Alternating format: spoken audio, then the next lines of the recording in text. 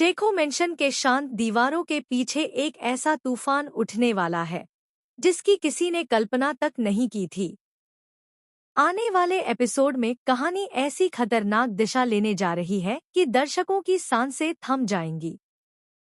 असली खेल अब शुरू होगा और इसकी मास्टरमाइंड कोई और नहीं बल्कि वही लाली बुआ है जिसे सबने हमेशा एक शांत, संयमी और परिवार की भलाई चाहने वाली महिला समझा था। लेकिन असल में उसके दिल में नफरत का ऐसा ज्वालामुखी फूट रहा था जिसे वह अब फाड़कर बाहर निकालने वाली थी। शेखो मेंशन के इकलौते वारिस निर्वेर को खत्म करके वह न सिर्फ अपनी राह के सारे पत्थर हटाना चाहती थी बल्कि उस विरासत पर कब्जा करना चाहती थी जिसका सपना वह बचपन से देखती आई थी। और इस बार वह अपने खेल को इतने परफेक्ट तरीके से अंजाम देने वाली थी कि किसी को शक तक नहीं होने वाला था। शाम का समय था। हवाओं में एक अजीब सी खामोशी गूंज रही थी। घर के हर कमरे में हल्की पीली रोशनी फैली थी, पर लाली बुआ के चेहरे पर जो चमक थी वह बाकी सब रोशनियों को फीका कर रही थी।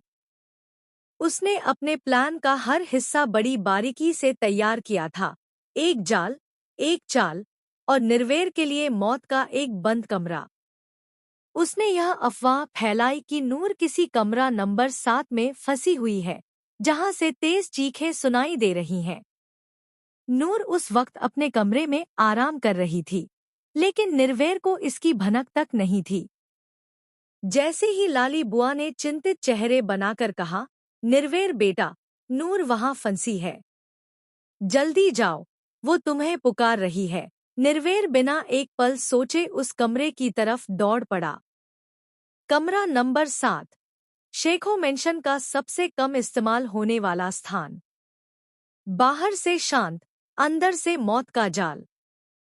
जैसे ही निर्वेर उसमें प्रवेश करता है, लाली बुआ बाहर से दरवाजा बंद कर देती है। कमरे की दीवारों से एक अजीब सी सीटी जैसी आवाज आने लगती है। हवा में अचानक एक तेज बदबू फैल जाती है, वही जहरीली गैस जिसे लाली बुआ ने पहले से कमरे में छोड़ दिया था। कुछ ही सेकंड में निर्वेर को हल्कापन, फिर चक्कर, फिर सांसों में जलन महसूस होने लगती है। उसका गला सूखने लगता है, हाथ कांपने लगते हैं। वह दरवाजे पर जोर डालता है, लेकिन दरवाजा बाहर से बंद होता है।